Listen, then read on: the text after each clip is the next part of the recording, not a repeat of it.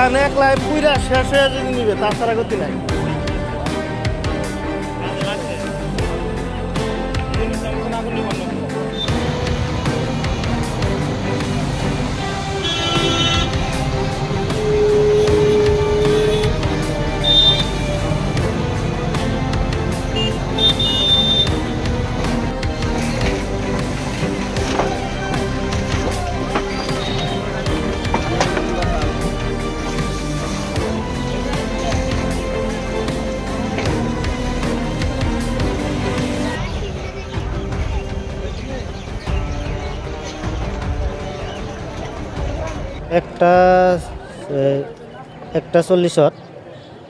একটা 40 মানে অগ্নিকাণ্ড সংযোগ হয়েছে।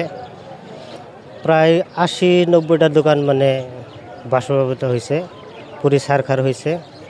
মোর দোকান মনোহারি দোকান আছিল, মোর মোটামুটি 3.5 লাখ টাকার মাল আছিল, পুরি একবারে শেষ হয়েছে। আমার জীবনটা একবার তছনছ হয়ে গেছে, আমার কেউ নাই, আমার এইটোৱে জীবন নিকা। আমি এৰপৰে আমি তাৰমানে এই পৰিয়ালটো মানে পোহপালন কৰোঁ।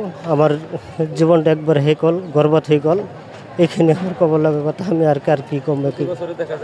প্রতি বছরেই মানে এই জুই লাগাই থাকে, প্রত্যেকটা বছরে মানে আজি 5-7টা বছর ধরে মানে এনে জুই লাগি থাকে।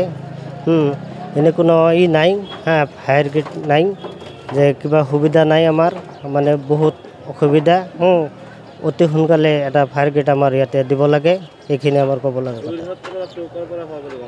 হ্যাঁ, যোৰহাটৰ মন্দিৰৰ তাৰ পৰা মানে জুইটো লগাইছে। প্ৰশাসনৰ এইটো আহ্বান জনাম যেনে অতি সোনকালে এইটো মানে তদন্ত কৰি মানে এইটো মানে ক্ষয়ক্ষতি হৈছে এইটোৰ মানে বিশেষ ব্যৱস্থা জাৰি কৰি দিয়ে।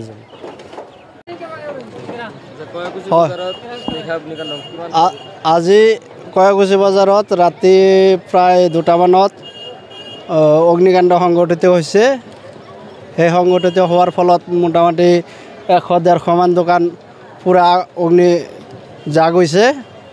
মোটামুটি আনুমানিক 2-3 কোটি টাকাৰ মান ক্ষতি হৈছে। সেয়ে আমাৰ স্থানীয় বিধায়কক মই আহ্বান কৰিছোঁ যাতে এটা ফায়াৰ ব্ৰিগেড এম্বুলেন্সৰ ব্যৱস্থা কৰি দিয়ে। হয়, ফায়াৰ ব্ৰিগেড কয়াকুছি বজাৰত থাকিলে ইমান ক্ষতিসাধন নহ'ল হয়। ইয়াতে গেলামালৰ দোকান, চেণ্ডেল, জোতা, কসমেটিক দোকান, বহুত ধৰণৰ দোকান আছিল, মেডিচিনৰ দোকান আছিল, ফাৰ্মাচী, এইবিলাক দোকান আছিল। মোটামুটি 100-150 মান দোকান অগ্নি জাগ হৈছে আৰু।